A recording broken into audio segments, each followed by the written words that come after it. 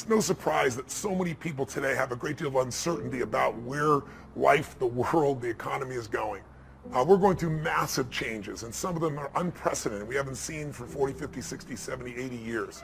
And yet at the same time, we inherently know that with all this change, there's opportunity, that there's a chance for our lives to be better than they've ever been. The transformations that are happening in science and technology can truly change the quality of our lives, the length of our lives, the way we experience life. And yet, day to day, most people live, I think, with a great deal of foreboding, a great deal of uncertainty.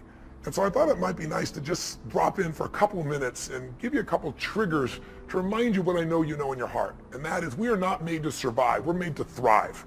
Human beings, our spirit, our capacity to adapt, our ability to grow, our ability to learn with lightning-like speed, our ability to find a way to serve others, that calling inside of us that we have as a parent or as a friend or someone who truly cares, when we put our fear aside because there's something we want to serve greater than ourselves, we all have that ability to find that passion in our life. And as we now are in 2014, a lot of people start out with a new year and it becomes a trigger for the possibility of a new life. But that disappears after a few disappointments, after coming up with a few New Year's resolutions that within a week or two they've already broken. I'm going to talk to you about just the simple core of what you and I are made for. We are not made to survive. We're not made to manage our pain or get through it. We're made to be creators of our lives. We can create anything we can dream about, we can create. And I know that sounds like positive thinking, just BS, but in your soul, there have been times in your life, I know, when you've had something that you wanted so much. Maybe you wanted something for someone you care about. Maybe you wanted something for yourself, but you became so obsessed with something, achieving it, experiencing it, whether it was a transformation, in yourself, a change in your business, making a certain amount of money, getting a job, increase of some position increase. Maybe it was doing something for your mom or your dad or your kids. Somewhere in your life, you've gotten obsessed enough to really want to create something that you may not even know how you were going to do it, but you just wanted it, desired it, that you started all of a sudden taking action and you got insights. And before you knew it, what used to be just this impossible dream became a reality. Is it fair to say that at some stage in your life that there are some things today in your life that were once just a dream or a goal, that once seemed difficult or impossible, whether it be the job you have or the relationship you're in and might be taking for granted? Is there anything in your life today that was once like that? Well, then you and I are creators. And very often when we get overwhelmed by so many things that we feel out of control by, we start getting into being managers of our life, managing our pain, managing through the situation. So my purpose here is to say, what does it take to thrive once again? So let me give you 5 quick keys. Number 1 key to thriving is you've got to allow yourself to be able to take advantage of uncertainty. Yes, the world is uncertain right now. Uncertainty is change. Change is life. We both know that. We all know that. But if you and I are going to become masters, we have to understand that we don't have to work on change. Change is automatic. Progress is not. If you and I are going to make progress here in 2014, whatever stage of the year you're looking at this, progress comes when you tell yourself the truth and you're able to feel the uncertainty and take action anyway. The thing that stops us all is fear. It's no surprise. Fear of failure, fear of rejection, fear of the unknown, fear of not looking good. And that fear we could translate into the simple thing of uncertainty. Now, when you look at someone who's incredibly successful, you look at someone who's truly a leader in their life or in their field, the one thing they have in common is they exude this sense of certainty. Now, where's that come from? Is it inborn? Are they lucky? Are things just going their way? No, great leaders know how to step in the uncertainty and bring the certainty to the situation. Most people in life, we really feel like the level of stress in our life comes to how much of life do you feel like you control, or how much does life control you? Do you tend to control more of what's going on, or events controlling you? It's very easy to have those events start to take control unless we take control of what's between our ears, our own mind. You see, what you and I focus on massively affects how we feel, whether we're thriving or surviving. If you focus on what you can't control, if you focus on the past, if you focus on what's missing from your life constantly, that pattern of focus will make you frustrated, overwhelmed, depressed. It won't even matter if you're, taking antidepressants. If you keep focusing on what you can't control, what's missing from your life, you're going to feel depressed still. You can take as many antidepressants as you want. Focus equals power. If you want to thrive, you got to focus on what you can control. You got to focus on the difference you can make. You got to focus on what's already in your life that you're grateful for.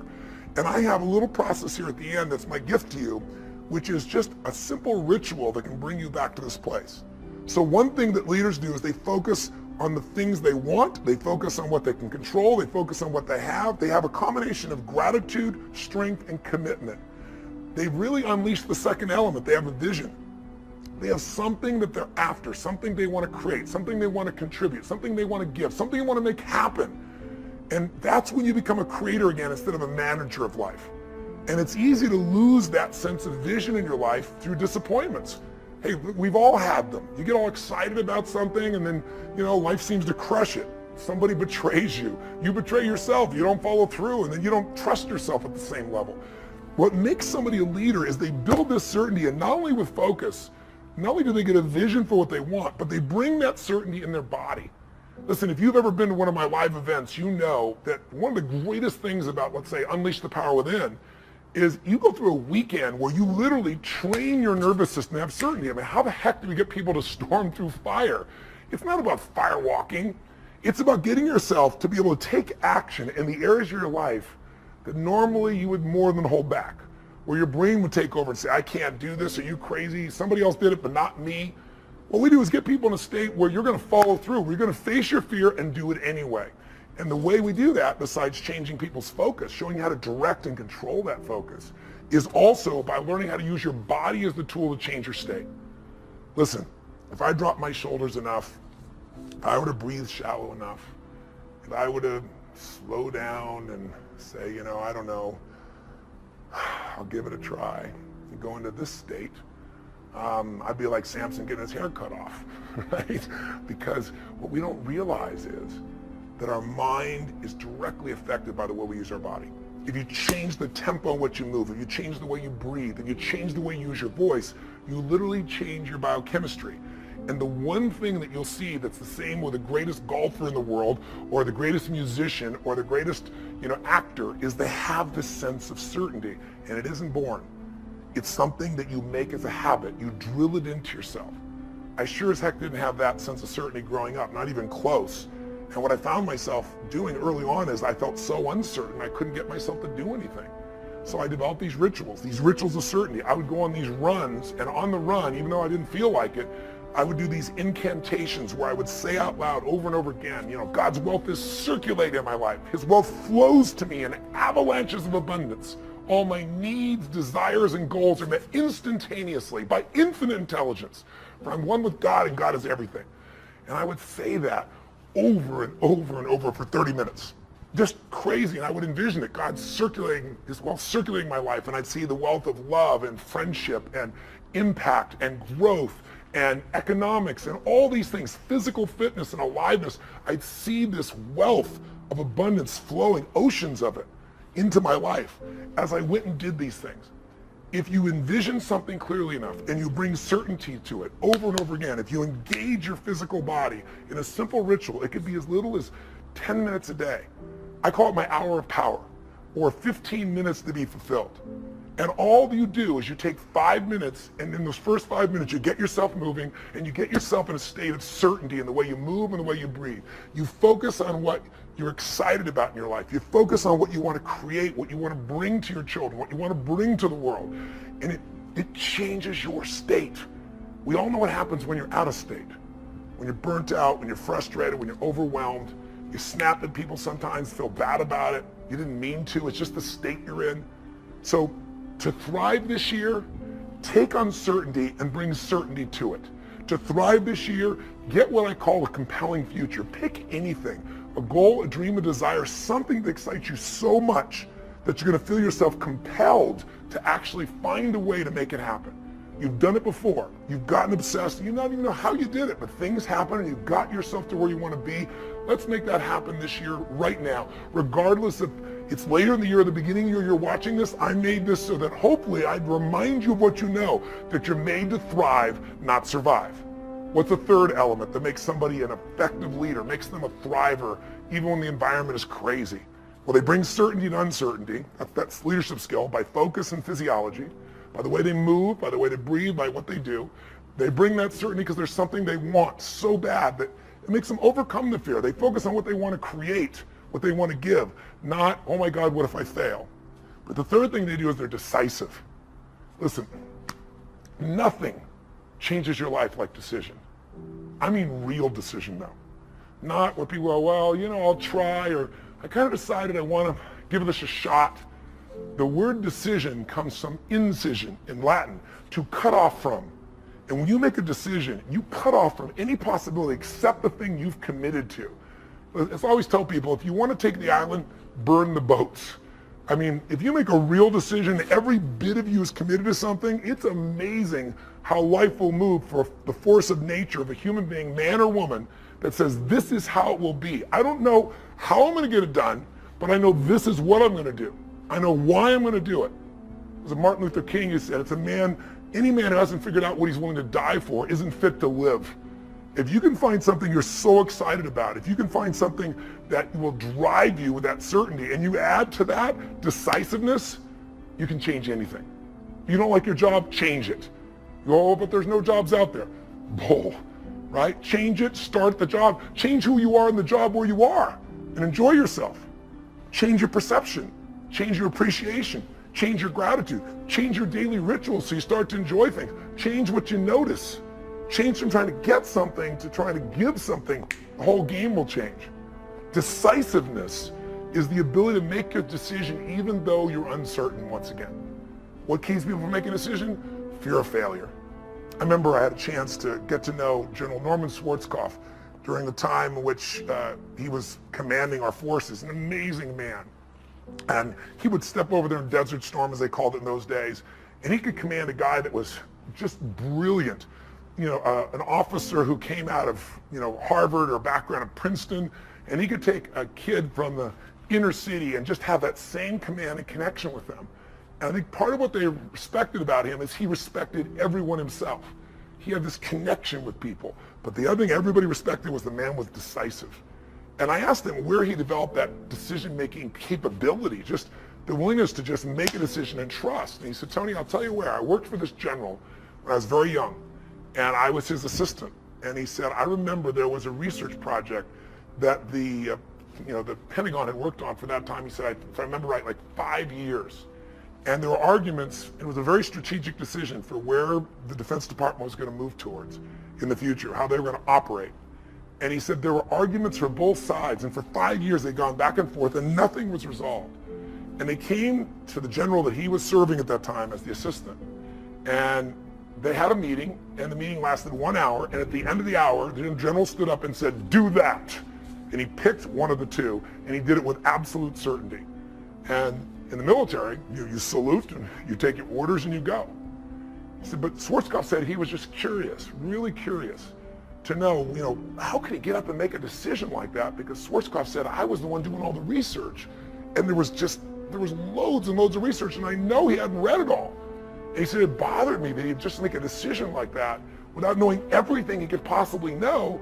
And so he said, Schwarzkopf said, I finally went to him and said, sir, permission to express myself freely. He said, permission granted. He said, sir, how could you make that decision? He said, there are reams and reams and reams of information. You had a 1 hour meeting, you heard 20 minutes of discussion for both sides, and you decided the entire direction where things are going to go for the armed services, for this part of the armed services. And he said, how could you possibly do that? You don't have all the information. He said, no one does. In fact, information is important to an extent, but ultimately action is what needs to be taken, and someone needs to decide. He goes, well, how do you know you made the right decision? He said, no one has made a decision, young man, in 5 years and half a decade. What I decided will be right, because either we'll put all our resources and we'll make it right, or if it's wrong, we'll discover that quicker than sitting on the fence for another 5 years, and we'll find out it's not right and we'll change. Leadership is making decisions. If you're going to lead your own life, you got to make decisions. And what Schwarzkopf said is he realized rule number one in life is when put in charge, when put in command, take charge. Make the decision. If it's right or wrong, you're going to find out quicker than if you sit around. And the interesting thing is the more you make decisions, the better you get. What makes somebody a leader? What makes somebody a leader is they're willing to make the decision other people won't make. They want to put themselves on the line. knowing that you're going to be wrong in some of those decisions, but you're going to find out quicker, and you can simply adapt and change your approach to still get where you want to go. Be decisive. Don't like your body? Change it. Don't like your relationship? Change it. Start by changing you. If you've changed you, it's still not right, then change it. But the way you make any change happen starts with a decision. All action, all results are mothered or fathered, if you would, by a decision.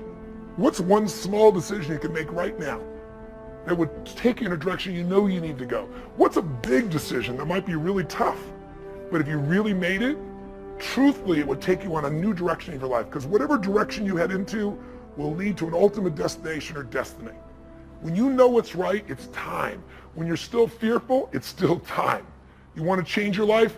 Decide. Decide something you're going to do. Decide something radical. Commit an act that moves you forward instead of thinking more, because we all can get caught up. I tell people, you get in your head, you're dead.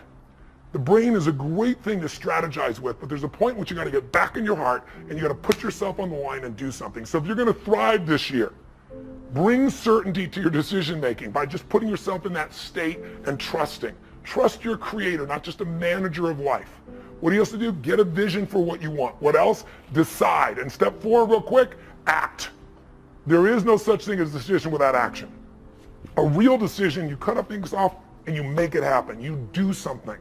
And I've always found in my life, never leave the sight of making a decision to something that's important without doing something in that moment that commits you to follow through. Take some action in that moment. Because otherwise, here's what happens. You get excited or something makes sense to you, you're passionate about it, and you go, I'm going to go do this. And then you go home and you get caught up in emails and phone calls and other people needing things from you. The next thing you know, you're out of state and you don't follow through. Has it happened to you before? I promise you, if it hasn't, it will in the future. People that succeed, when an opportunity is there, they trust. They trust. If I'm going to thrive, this is here in my life for a purpose. Life isn't happening to me. Life is happening for me. And even this pain or challenge or this opportunity is something I'm going to find a way to make use of. I need to make a decision, and I need to do something right now to move things forward in the direction of what I really want for my life. Even if I don't know the final destination, I need to move in that direction. I need to take some form of action. Most people, they have all these visions.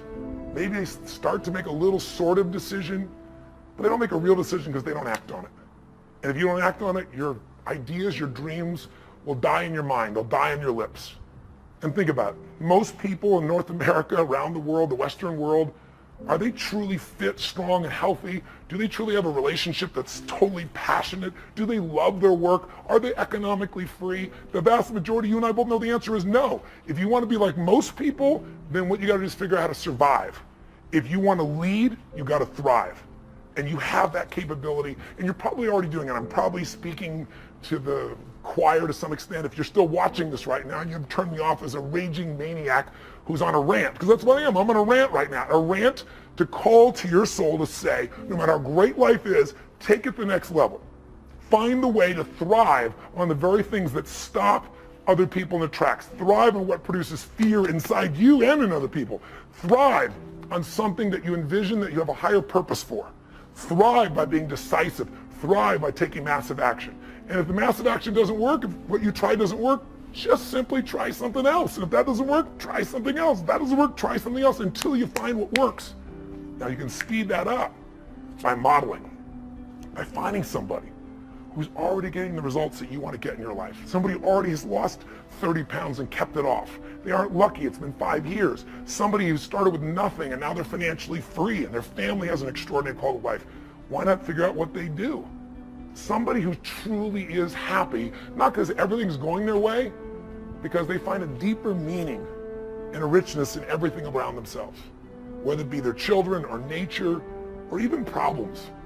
Because obviously, if we had no problems, we feel dead inside. Problems can either destroy you or call you to become more.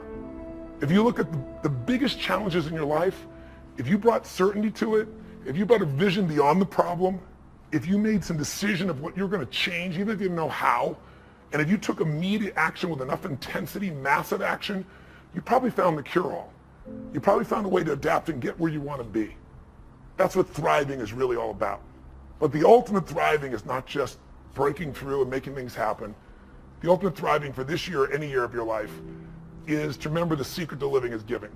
It's to, as corny as that sounds, it's to connect to something bigger than yourself.